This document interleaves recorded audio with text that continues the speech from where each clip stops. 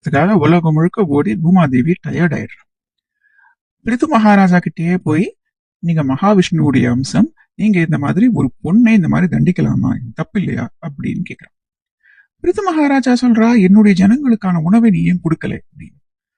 பூமி சொல்றது, முன்னெல்லாம் அதர்மம் அதிகமா இருந்தது, அதனால நான் கொடுக்கல. இப்ப உங்களுடைய ஆட்சி காலத்திலே அதர்மம் குறைஞ்சிருத்து, அதனால உங்களுக்கு என்ன உணவு வேணுமோ, என்னென்ன தானியங்கள் மூலிகைகள் என்னெல்லாம் வேணுமோ என்கிட்ட இருந்து நீங்க எடுத்துக்கலாம் அப்படின்னு சொல்றான்.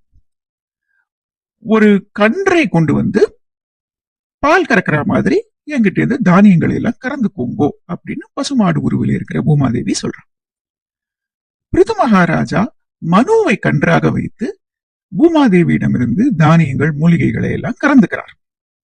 இதை பார்த்துட்டு ஒரு ஜீவராசியும் அவங்களுக்கு பூமியிலிருந்து என்னெல்லாம் வேணுமோ அதையெல்லாம் ஒரு கன்றை கொண்டு வந்து அதே மாதிரி கறந்துக்கிறார். பசுக்கள் நந்தி தேவரை கன்றாக வைத்து புல்லை எல்லாம் கறந்துக்கிறது. பட்சிகள் கருடனை கன்றாக வைத்து சின்ன சின்ன